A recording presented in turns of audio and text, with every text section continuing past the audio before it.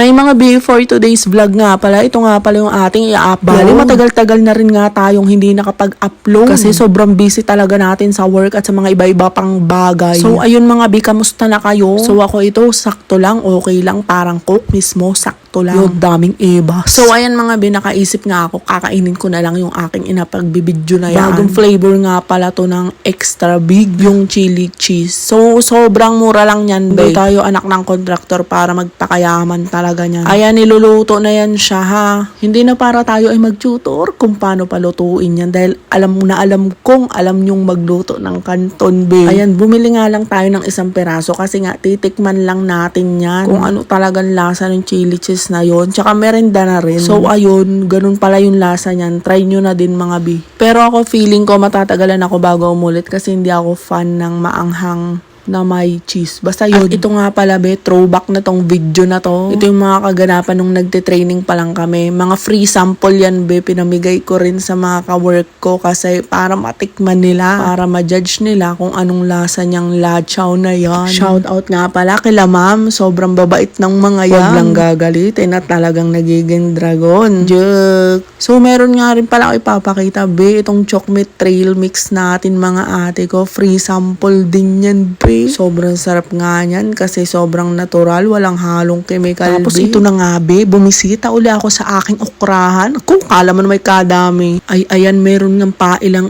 bunga. Alam mo yun, namumunga sila kahit pa paano, kahit pa dalawa-dalawa. Okay na yun de, panlaga. Naalala ko tuloy nung naghahalaman sila nanay. Talagang pagputihan ay kami kasama sa bundok. Dala kaming mga apo, talagang ay kamis. Ay, ayan na nga mga be, lunch break na nga iyan. Na mga person. Shout out nga pala sa mga katrabaho ko. Ayan, kaway-kaway muna tayo sa ating mini vlog. At ito na nga yung aking katrabahong isa na lasing na nga yata sa katakawan. At itong isa, siya na daw ang magbababa. Sabi niya kasi siya daw pinakamalupit. Aray mo naman.